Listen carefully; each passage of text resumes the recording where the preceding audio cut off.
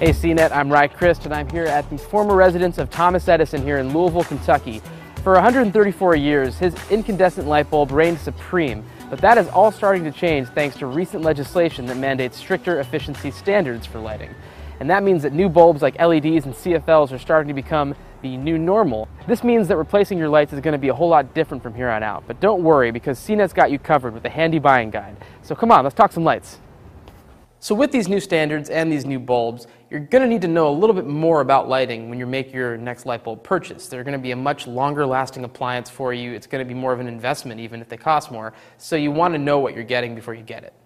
The first most important thing you need to learn is what a lumen is.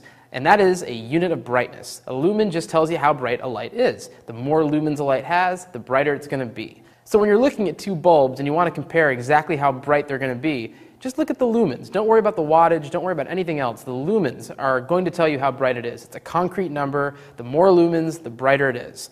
And this is an easy thing to do these days because the Federal Trade Commission made sure that lighting manufacturers put lighting facts on the box. And they've got these little labels that are just like nutrition facts on food. So if we look at these two boxes, we have an incandescent box here and a halogen box here. The incandescent is a 60 watt and the halogen is a 60 watt replacement. It's 43 watts, but it's supposed to approximate a 60 watt incandescent. The incandescent puts out 880 lumens, and that's a good average number for what an incandescent should put out at 60 watts.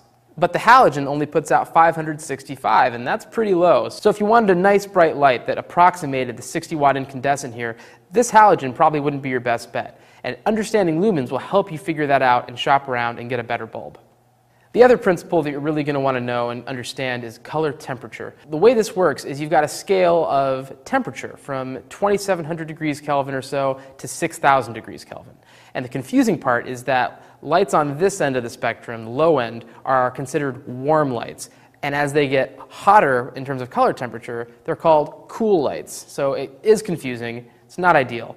But just understand that warm lights are yellow on the low end of the spectrum and cool lights are blue on the high end of the spectrum. Incandescents have always lived here on the yellow end of the spectrum, and CFLs and LEDs have been thought to sit on the blue end, but that's not true anymore. There are plenty of bulbs across the spectrum when it comes to CFLs and LEDs, so you're going to have plenty of options. So if someone tells you that the new energy standards mean the end of yellowy incandescent style light, that's just simply not true.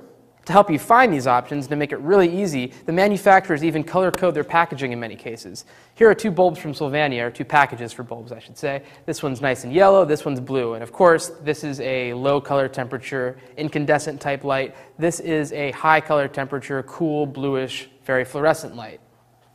And finally, you're going to want to be aware of the fact that there are a lot of emerging smart light options on the market. You can find bulbs that you screw in and use Bluetooth or Wi-Fi to control from your phone, bulbs that you can connect with an existing home automation system like Insteon or Nexia and sync up with your smart locks and with your thermostat and with all sorts of devices. And they're really kind of cool to play with. They add a lot of functionality and make your life a little easier. There are also lights like the Philips Hue that change color on demand and are great at parties. You can sync it up to your music and have all sorts of fun recipes with IFT going on. It's just a lot of fun.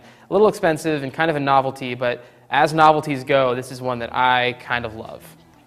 For more light bulb tips and guidance, check out the rest of my buying guide and leave a comment. Let us know what you think about lights these days. For CNET, I'm Guide1478.